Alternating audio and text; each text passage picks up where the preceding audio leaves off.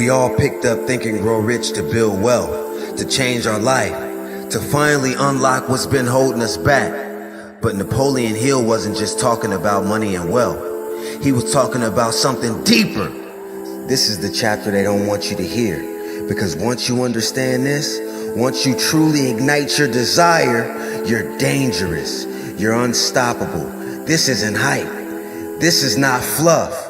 It's the first law of success. You must want it so badly, you're willing to burn for it. So if you're tired of waiting, tired of wishing, tired of others living a life that was meant for you, then stay with me all the way until the last word. Because this just isn't a speech.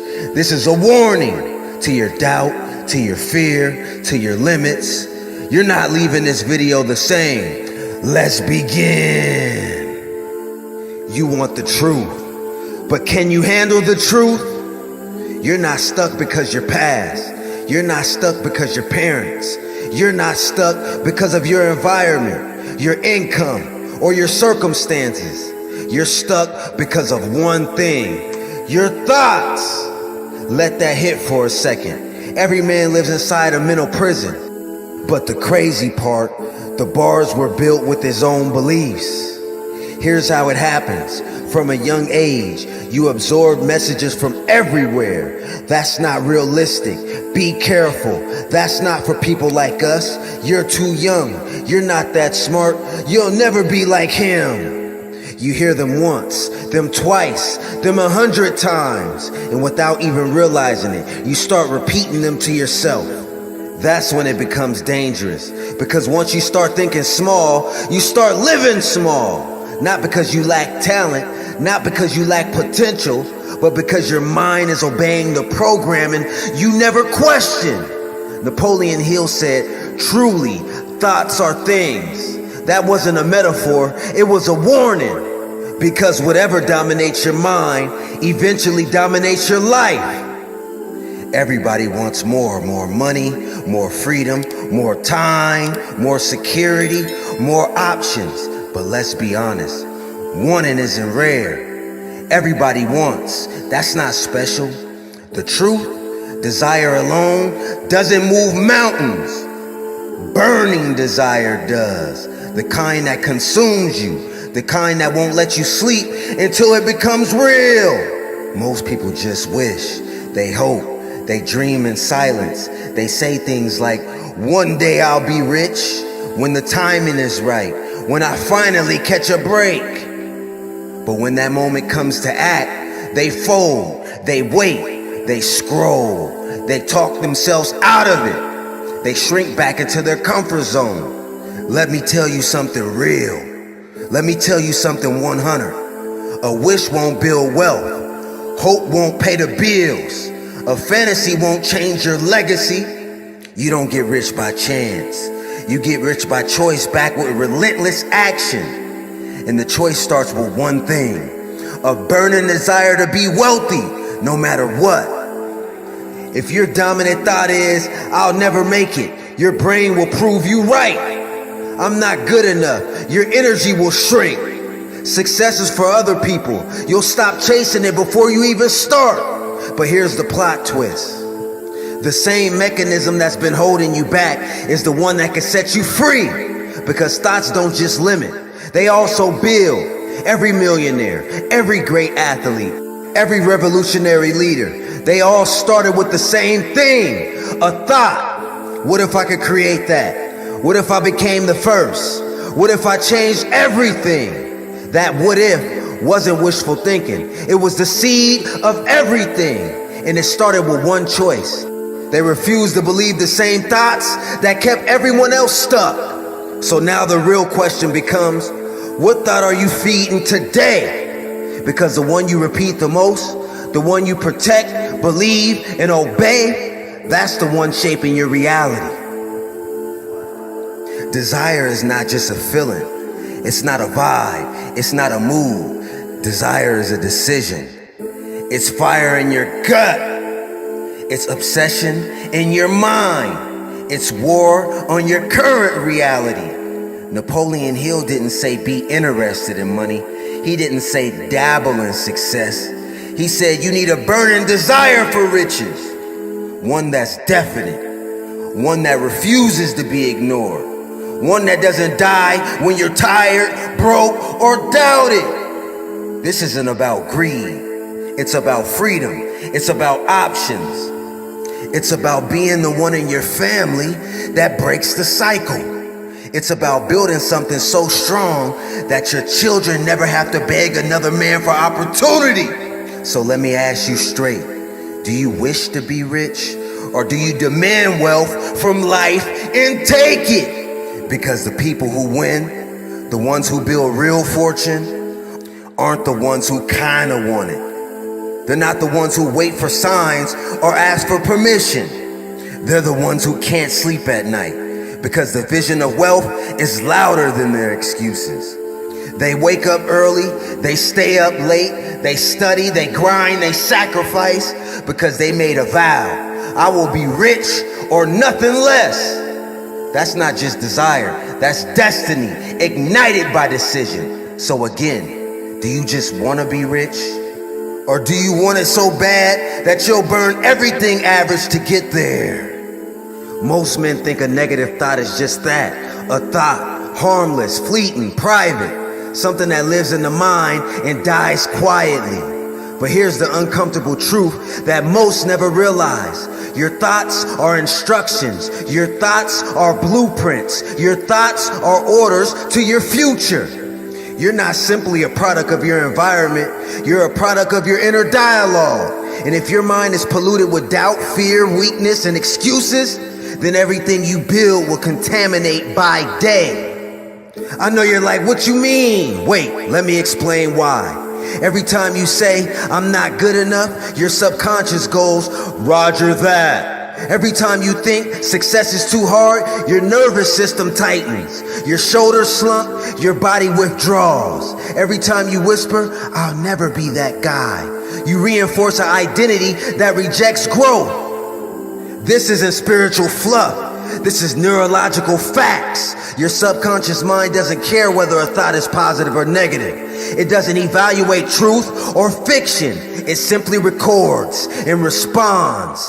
The subconscious mind is like a soldier on the battlefield. It doesn't ask why. It doesn't debate. It simply follows orders. And those orders, they come from your thoughts. Your mind is a supercomputer. But Napoleon Hill gave you the formula. Not a guess, not a maybe, not a theory. A real blueprint for wealth. Tested, proven, undeniable. If you're serious about getting rich, tattoo these 6 steps in your mind. Then let them burn your soul. Live them every day. Because this is where the dream becomes a plan. And the plan becomes power. Step 1. Decide exactly how much money you want. Don't just say I want to be rich. That's lazy thinking. The universe doesn't move for vague goals. It responds to clarity. So decide, I want 100,000, I want 1 million, or I want 10 million. Be specific. Be unapologetic. You're not being greedy. You're being intentional. Until the number is clear, the path will always be blurry. Step 2, decide what you'll give in return. Wealth isn't free. You don't get something for nothing. What will you give up to get it? Will it be your time, your late nights, your comfort zone, your weekend parties, your old identity? Success demands a trade. And most people never get rich because they're not willing to pay the price. You will not rise without something falling away. Step 3, set a definite date. Goals without deadlines are just daydreams. You need pressure. You need urgency. You need a ticking clock that says, move now. Not someday, not when things feel right. Say it out loud. By December 31st, by my 30th birthday, within 12 months, time makes it real. Deadlines create focus. Without one, you'll drift forever. Step 4, create a plan. Not a perfect plan, not a complete plan, just a plan that gets you moving. Start with what you know. Map out the first step and take it. Don't wait to feel ready. Start messy. Start now. You can refine along the way, because movement beats perfection. Always. The person who acts in faith will outrun the one who waits for certainty. Step 5, write it down. Don't keep it in your head. Ink it into existence. Write the number, write the date, write what you'll give, write the steps you'll take. Make it real, make it right, make it tangible, make it visible every single day. This isn't a wish. This is a declaration of war against mediocrity. Step 6, read it twice a day. Once when you wake up to set the tone for your day. Once before bed to program your mind as you sleep. Say it out loud, feel it, visualize it, obsess over it. See the number in your bank account, see the lifestyle, see the freedom. Feel the emotion of already having it. Your subconscious mind responds to repetition. Repetition builds belief. Belief builds momentum, and momentum builds fortune. These aren't suggestions. These are commands for your future. Commands from a man who studied 500 millionaires. Think of your mind like a search engine, like Google. Type in a question, why am I such a loser? And it'll put up every failure, every embarrassing moment, every mistake you made since you were a child. But type in, how can I overcome this? And it'll start looking for strategies, for mentors, for breakthroughs, for answers. Your brain mirrors the question you ask most often. Your questions create your emotions. Your emotions drive your behavior, and your behavior carves your destiny. So when you say something casually like, I'm just not motivated, I suck with women, I always be broke, you think you're venting, but you're actually training your brain to prove you right. It will start searching your memory for validation. Then it creates emotions to match. Then you'll start acting in alignment with that belief, even when you don't want to. And this is the trap. Most men live inside of a prison that their own psychological hands built.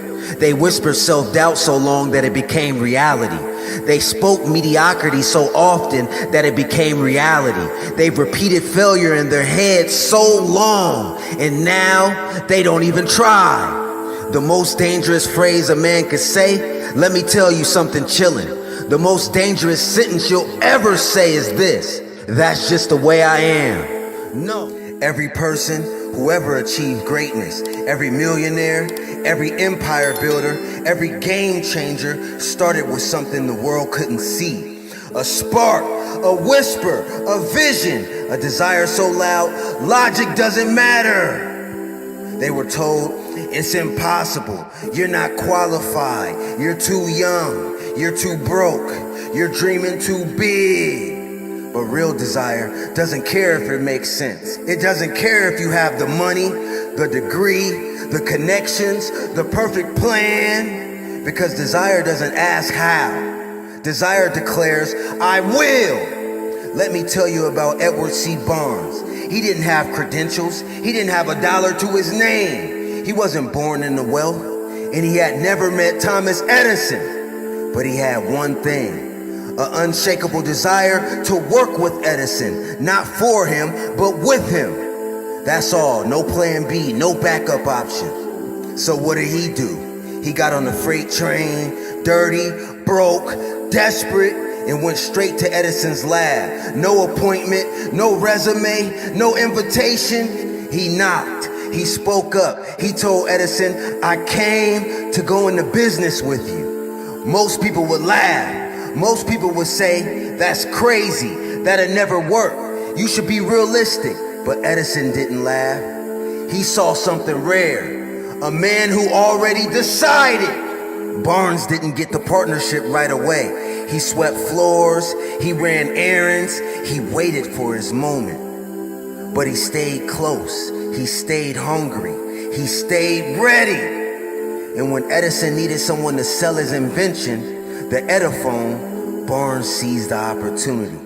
He crushed it. He sold more than anyone. And finally, he became Edison's business partner. Not because he was lucky, Not because he had money, but because he had fire. You weren't born lazy. You weren't born addicted. You weren't born timid. You weren't born average. You became that through repetition, through tucking your tail. You said it enough that your subconscious mind accepted it as law. And because your subconscious is obedient, loyal, it begins shaping your emotions, reactions, and behavior to match the belief. You stop applying, you stop risking, you stop dreaming, you started shrinking. And now you walk around calling that your personality? It's not, it's a script. And the good news is, scripts can be rewritten. Repetition is power when you use it on purpose. There's a reason why commercials play the same line over and over again. Why songs repeat the same chorus. Why propaganda works. Repetition wires belief. Belief drives behavior, and behavior creates results. You've already experienced this. You've already used auto-suggestion, just in the wrong direction. I can't focus. Your brain reduces its attention span. I'm not lucky. You ignore opportunities when they knock. I'm bad with money. You subconsciously make poor financial choices. This isn't magic. This is science. So if you want to build something powerful, something elite, you must become ruthless with your internal blueprint.